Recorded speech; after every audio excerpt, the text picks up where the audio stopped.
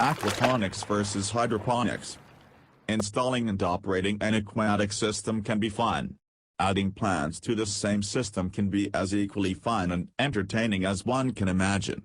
An aquaponics system depends on a symbiotic relationship between plants and fish. You may ask, how is this possible? Waste produced by the fish is used to fertilize the growing plants. In return, the plant serves as a means of filter for the water in which the fish lives in. Keeping the water clean helps to prevent health issues for the fish. Both fish and plants can also be consumed by the farmer. Plants grown in such system include but is not limited to tomatoes, pepper, vegetables example, lettuce and strawberries to name a few. If you are into growing your very own natural food kind, aquaponics is the way to go. This method of farming eliminates the need for actual soil, along with fertilizers. Having pure fish waste within the grow bed containing plants is all that is necessary for the plants to grow. In addition to the exemplifying fertilizers from your small outdoor garden, herbicides are also not needed because there is no soil used to grow the plants. On the other hand, herbicides could even be harmful to the fish. Creating an aquaponics system is especially great for areas with poor soil quality since it is not responsible for providing nutrients to the plants. You can grow large quantities of plants in small areas, without needing a large amount of land. Aquaponics is a great way to sustainably grow fresh fish and vegetables for a family, to feed a village, or generate a profit in a commercial farming volume. This however will require great investments and time. Interestingly, you can produce your own dinner and side dish in one system. The best thing is that when your fish get big enough, you can eat them. It is important that you note the difference between hydroponics and aquaponics, and not understand both as the same in concept. First and foremost, it is important that you envision both systems as a means of aquaculture. Aquaculture is the utilization of natural relationships between aquatic plants and animals to obtain multiple yields in a sustainable way. Let's talk a little bit about aquaculture before venturing further in this share. Aquaculture, in short, is as much a stable future occupation of responsible societies as are forests, and between these two beneficial systems, namely aquaponics and hydroponics, we will see a great reduction of the areas now given over to pastoralism or what is commonly known as overgrazing and monocropping, or the clearing of land to plant one single crop, destroying the ecological system inclusive of varied vegetation types.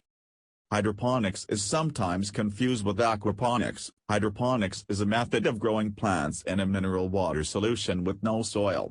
This system allows for a more efficient growing method that is equipped with less space, less labor, and water. Since the plants are in ideal water conditions, they don't need excess water, where normally much of the water is wasted. This type of system requires an input of nutrients. No fish pond or system is involved in hydroponics. The methods in which I will be employing so as to ensure success in my intended aquaculture system might differ from what you have read in manuals bought online about the same idea. It is noticeable within every aquaponics system that some features may be different, yet they yield equal or slightly different result. Regardless of the differences one may experience, there are few common components in any aquaponics setup: rearing tank, planter beds, recirculation system, water supply along with planter media. There are three different types of rearing techniques: sequential rearing, stalk splitting and multiple rearing units. Each of these different techniques has benefits, downfalls and requires different layouts. For example, sequential rearing requires many different age groups of fish in a single tank. This setup is less complex than the other rearing techniques. However, it can induce stress in the fish that are not fully grown for market when others are taken. It also makes it difficult to keep track of stock records and stunted fish avoid capture. Another technique for rearing is called stock splitting. In stock splitting, the fish are split into two different tanks randomly when the first tank reaches carrying capacity. Although this technique helps avoid the carryover of stunted fish, the stress induced by transferring the fish can be detrimental to their overall growth. The last common technique is a system with multiple rearing units. In this system, populations start at different ages and are transferred to larger tanks when the fish are big enough. Aquaponics is a circulating system that takes advantage of natural biological processes. It is important to address the plants that are best adapted to the aquaponics system.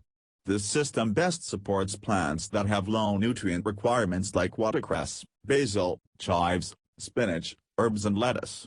However, tomatoes and cucumbers have also been grown. Despite growing in a rocky medium, such as clay pebbles or gravel, root crops are said to do reasonably well in an aquaponics system. A short list of plants that could be grown with aquaponics would consist of lettuce, chives, watercress, basil, cabbage, tomatoes, squash, and melons. Early in the development of aquaponics, it was thought that only leafy crops could be grown. Now, over 60 different types of food have been grown successfully, as tried by the Crop Diversification Center in Alberta, Canada. In reference to the media type to be used within your setup, a standard 1/4 inch, 0.66 centimeters, gravel, perlite, or hydroton, a type of clay pebble commonly used in hydroponics, can be used as growing mediums. Gravel is slightly less expensive, but the hydroton allows for easier planting in some cases because of its uniformity. So you may ask the question, how much fish should be added to my aquaponics system? According to research, you are advised to have one fish needs about 10 liters, or 2.5 gallons of space to itself. So, if you have a 50-gallon fish tank, you can have 20 fish. The more water you have, though, will help to stabilize the system. The minimum recommended tank size is 250 gallons, or 1,000 liters. The grow bed volume should be the same as the fish tank volume. Smaller systems have been made with varying degrees of success. When using a grow bed, the media must be periodically flooded and drained. There are several methods by which this can be accomplished. A proper flow is crucial for the delivery of oxygen to the roots and bacteria colony. There are several methods by which to move water from the grow beds back to the fish tank. These include a bell siphon, a spillover, a toilet valve, or just a pump set on a timer. Any number of ways can be used to deliver proper amounts of water, nutrients and oxygen to the water in a media-filled system. The key is have a flow rate that will cycle the water through the system and not allow toxic levels of ammonia and nitrites to accumulate. Depending on your system, it may be necessary to add certain nutrients to the water. Iron, calcium, magnesium, potassium and boron. These can be added in chelated form to the water every 3 weeks or so. Preferred fish for any aquaponics system setup are dependent on several factors. Some fish types or species are better choice than others due to their ability to adapt quickly to water changes in temperature along with pH. Tilapia is the most commonly used fish in most aquaponics system.